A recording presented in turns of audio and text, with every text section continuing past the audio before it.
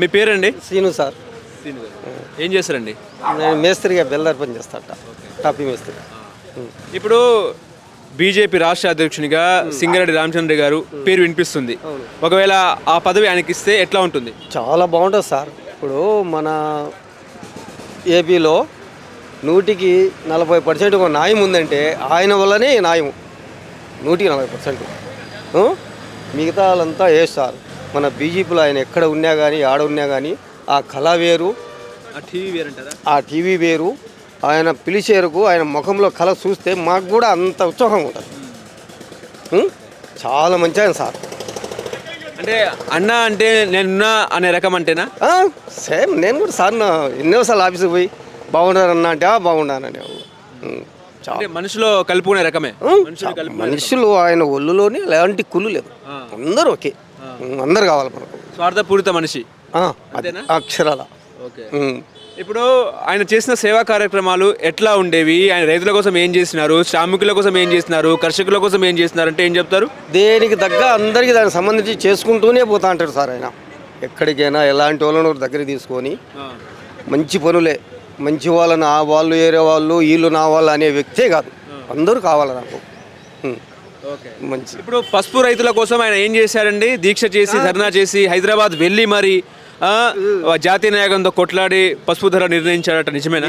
నిజం, అక్షరాలు నిజము. అది 3,000 నుంచి 4,000 వరకు పెంచి రైతులకు గిట్టుబాటు ధర చేసి చాలా బాగా చేసేవాడు. అందరు సంతోషపడేవాళ్ళు ఆయన వల్ల, సార్ వల్ల. నేను వెళ్ళొచ్చారు అప్పుడు. ఇప్పుడు తిరుపతి కడప రిమ్స్లో రోగుల కోసమైనా లేకపోతే కామన్ మ్యాన్ వాళ్ళకైనా నీళ్ళ కోసం చాలా కష్టాలు ఉంటాయి. సో అవి దాహార్తి తీర్చడానికి ఆయన మినరల్ ప్లాంట్ కూడా పెట్టారటగా? పెట్టారు. ట్యాంకర్లు తోలినాడు. మంచి ఎండలుగా నీళ్ళు లేని టైంలోనే మళ్ళీ ఎలాంటి డాక్టర్లకు కూడా చూసుకోండి, పేషెంట్లు అందుకు బాగా చెప్పేవాడు. ప్రతి వాళ్ళకు అన్నీ కరెక్ట్గా చేసినాడు ఆయన సార్. ఇప్పుడు కడప జిల్లా అంటే వైఎస్ఆర్ జిల్లా. ఆ జిల్లా నుంచి బీజేపీ రాష్ట్ర అధ్యక్షుని హోదాలో సింగరెడ్డి గారు ఉంటే ప్రజలు ఏ రకంగా ఆహ్వానిస్తారు? ఇప్పుడు నేను చెప్పినా కదా సార్, ఇప్పుడు మన ఏపీలో 100కి 40% మంచితనం ఉందంటే ఆయన ఉంటే 60%కి వస్తుంది ఆ మంచితనం. ఆయనకి ఇస్తే, సార్కి ఇస్తే. అది ఇప్పుడు మీ జిల్లా నుంచి కాంగ్రెస్ పార్టీ చీఫ్గా వైఎస్ షర్మిల గారు ఉన్నారు, అదేవిధంగా వైసీపీగా జగన్మోహన్ రెడ్డి గారు ఉన్నారు. ఇప్పుడు బీజేపీ రాష్ట్ర అధ్యక్షునిగా సింగరెడ్డి గారు ఉంటే ఎట్లా ఉంటుంది? చాలా బాగుంటుంది సార్ ఆయన ఉంటే. మాకు అందరికీ, చిన్న వాళ్ళకి కానీ పెద్దవాళ్ళకి కానీ అన్నీ అందుబాటులో ఉంటాడు. ఏది మనిషి బోధపడినా కానీ ఏంటి అని పక్కన వాళ్ళు కనుక్కొని పిలిపించి మాట్లాడడం కానీ అన్నీ జరిగిపోతాయి. ఇప్పుడు బీజేపీ నాయకత్వంలో ఆయన అంచెలంచెలుగా ఎదిగిన వ్యక్తేనా?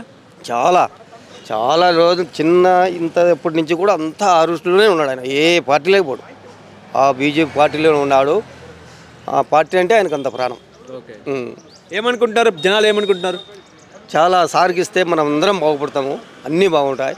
మిగతా వాళ్ళకి ఇచ్చే మనల్ని పట్టించుకునే లేరు, సారే కావాలా అని అందరూ అదే కోరుకుంటారు. థ్యాంక్ యూ అండి. మీ పేరండి? నరసింహారెడ్డి, సరస్వతిపేట, రైతు. ఓకే. ఇప్పుడు బీజేపీ రాష్ట్ర అధ్యక్షునిగా సింగరెడ్డి రామచంద్రరెడ్డి గారి ఇస్తే ఎట్లా ఉంటుంది? అతను స్వాభావికంగా రైతు పరంగా మంచి ఉద్దేశపరంగా కూడా అందరితో కలుసుకొని పోయేదట్టుగా, ఏదైనా సమస్యలు కూడా వినేవాడుగా, ప్రజలకు అనుకూలంగానే నడుచుకుంటూ పశువు మద్దతు ధర కూడా పాదయాత్ర ద్వారా కూడా అందరినీ ఏకాభివృతంగా చేసుకుంటా సహృదయంతోనే తీసుకువెళ్ళడం, ముందుకు తీసుకోవడం జరగడం జరుగుతుంది. ఇక్కడ కూడా ఇంకా అనుకూలంగానే రైతు పక్షంగా కూడా ఇంకా కొన్ని సమస్యలు ఎన్నో పోరాడాల్సి చాలా ఉన్నాయి, ఎవరు చెప్పుకునే పరిస్థితులు ఉండము. అతనే వచ్చి కన్నా మంచిగా భావిస్తామని కోరుకుంటాం. ఓకే. ఇప్పుడు ఆయన చేసిన కార్యక్రమాలు ఏంటి? తను ఏ సాయం కోరినా కూడా, పిలిచినా కూడా సందర్భానికి పలికేటట్టుగా వ్యక్తిగా మాకు కనబరుస్తున్నాడు. పాదయాత్రకు కానీ ముందుకు ఎవరు రాకున్నా కూడా ముందుకు వచ్చేసి సొంత భోజనాలు కానీ టీం కానీ నడిపించడం కానీ బాధ్యతావహితంగా రైతు అనే కుటుంబం బాధలు తెలిసినోడు కాబట్టి, అనుభవించేటట్టుగా వ్యక్తి కాబట్టి అన్ని సమస్యలు అర్థం చేసుకుంటూ పోగలుగుతాడని అర్థం. ఇప్పుడు ఆయనకు పదవి ఇస్తే ఆయన నాయకత్వంలో బీజేపీ బలంగా ఉండే అవకాశం ఉందా? పుంజుకొని అందరినీ కలుపుకోబోయే శక్తి కూడా, సామర్థ్యాలు కూడా అతనిలో ఉన్నాయి. ముందుకు కూడా తీసుకొస్తాడు. అహంకార భావం లేనివాడు. అన్ని ఇంకా లోపల చాలా రైతు సమస్యలు చిన్న చిన్నవి కూడా కుటుంబ తగాదాలతో చాలా ఆత్మహత్యలు కూడా కాలబడి ఉన్నాయి.